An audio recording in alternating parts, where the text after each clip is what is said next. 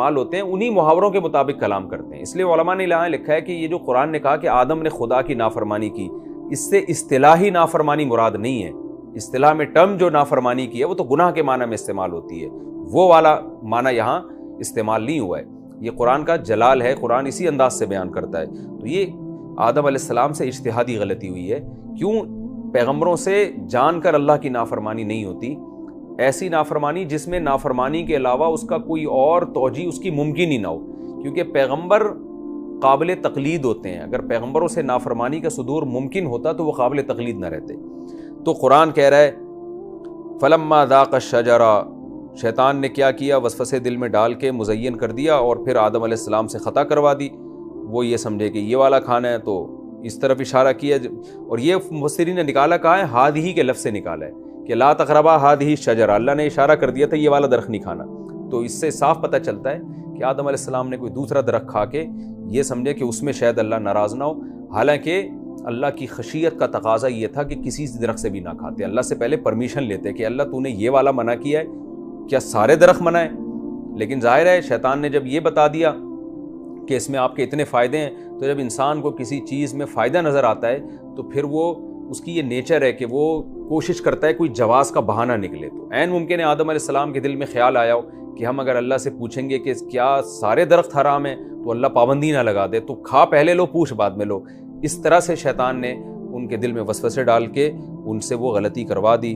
فلما ذاق الشجرہ, جب دونوں نے درخت کو چکھا ہے, بدت لہما سوآتہما, سب سے پہلے لباس چھینا گیا, وناداہما ربہما, اور ان کے رب نے ان دونوں کو پکارا, الم انہکما, اے آدم اور حوا کیا میں نے تمہیں روکا نہیں تھا, عن تلکما الشجرہ, اس درخت سے,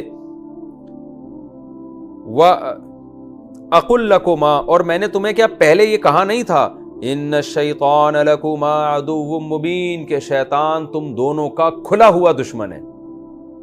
کیا میں نے کہا نہیں تھا تمہیں, یہ پہلے سمجھا دیا تھا کہ اس نے اس سردے سے انکار کیا تمہیں گمراہ کرے گا.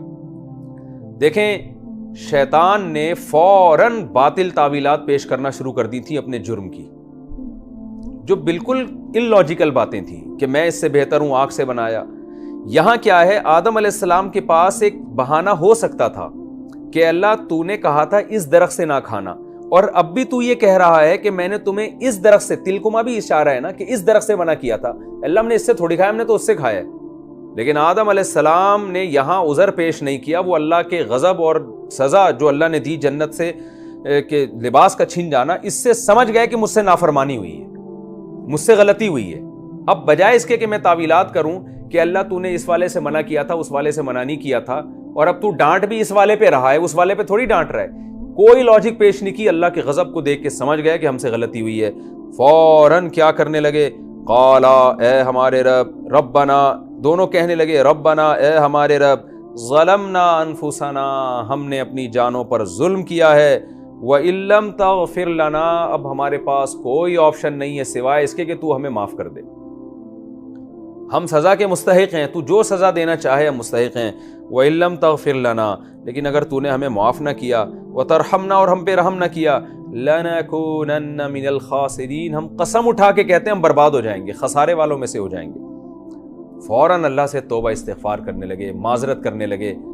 تو کیسی اچھی مثال قائم کر دی آدم علیہ السلام نے. اور اللہ نے بھی کتنا خوبصورت انداز انسان کی ابتدا کا بیان کیا. اور آج سائنسدان کس یونیورسٹیاں اور ہمارے کالجز انسان کو کس میں لگا رہے ہیں, کہ بندر تھے جو مختلف مراحل سے یہاں تک گزر کے آئے ہو, کیا انسان انسانیت پہ چلے گا, کیا وہ انسانیت کو فالو کرے گا. تو کتنا خوبصورت انداز تھا انسان کو دنیا میں لانے کا اور اسے اس پریکٹیکل سے گزارنے کا, کتنا خوبصورت انداز قرآن نے اختیار کیا اور ہمارے رب نے اختیار کیا. ہمیں ہمارے باپ آدم کو پیدا کر کے ان کو جنت میں رکھا. قرآن کیا کہتا ہے, قال اہبطوا, یہاں سے نکل جاؤ, بعضکم لبعض عدو, تم میں سے بعض کے دشمن ہوں گے. یہاں قرآن نے پوری بات بیان نہیں کی, اجمالی بیان کی ہے. ایک اور مقام پر اللہ نے دوسرے, یعنی جب آدم علیہ السلام نے توبہ کی ہے تو سورہ طٰہٰ میں آتا ہے ثم اجتباہ ربہ, آدم کے رب نے ان کی توبہ قبول کر لی اور دوبارہ ایسا ہی اپنا برگزیدہ اور منتخب بنا لیا جیسے وہ پہلے تھے. وہدا, اور پھر ان کی صحیح رہنمائی کی, آئندہ ان سے ایسی غلطی نہیں ہوئی, یعنی اللہ نے ہونے نہیں دی ان سے ایسی غلطی کبھی, یعنی ان کی ایسی تربیت ہو گئی کہ اب آئندہ انہوں نے اس طرح کی اجتہادی غلطی بھی نہیں کی.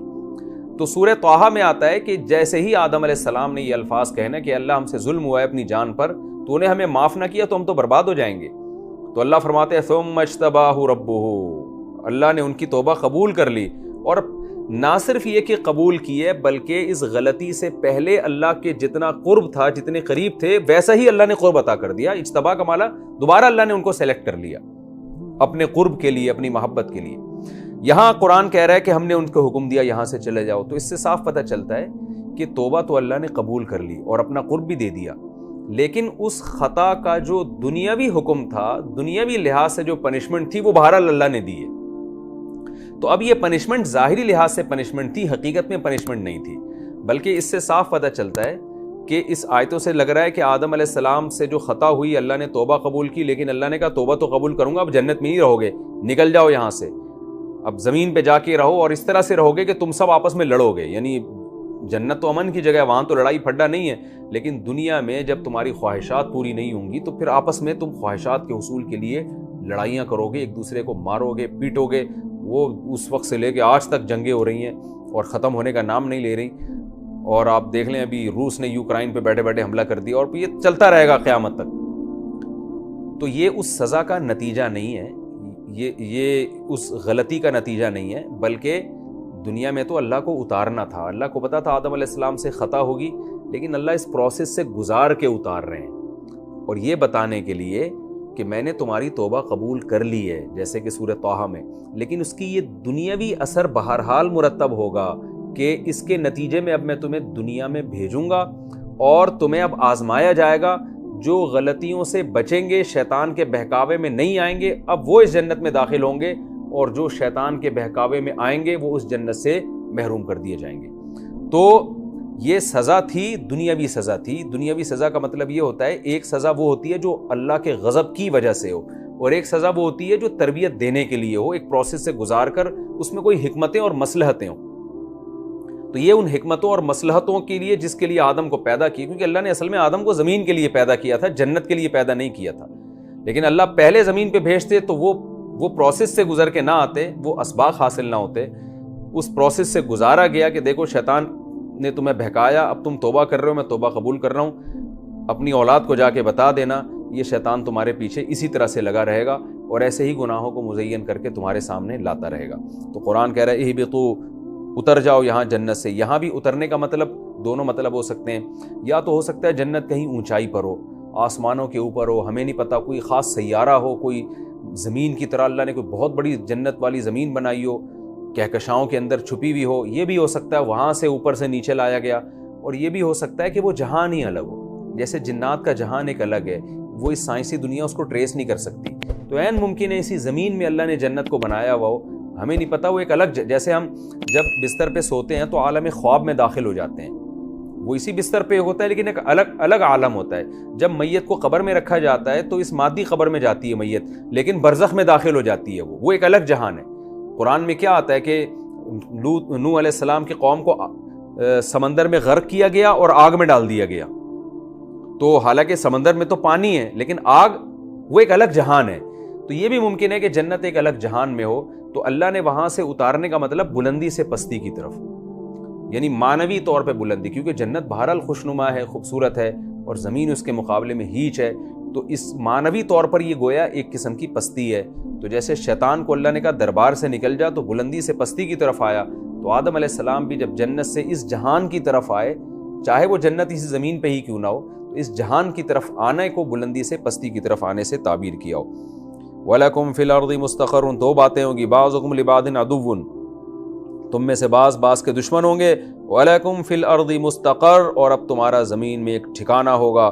وَمَتَاعٌ إِلَىٰ حِينٍ, اور ایک خاص وقت تک فائدہ اٹھانا ہے, تم نے زمین کی نعمتوں سے لطف اندوز ہونا ہے ایک خاص حد تک. قَالَ فِيهَا تَحْيَوْنَ وَفِيهَا تَمُوتُونَ, یہیں تمہاری حیات ہوگی, یہیں تمہاری موت ہوگی. وَمِنْهَا تُخْرَجُونَ, اور یہیں سے تم قیامت کے دن اٹھائے جاؤ گے.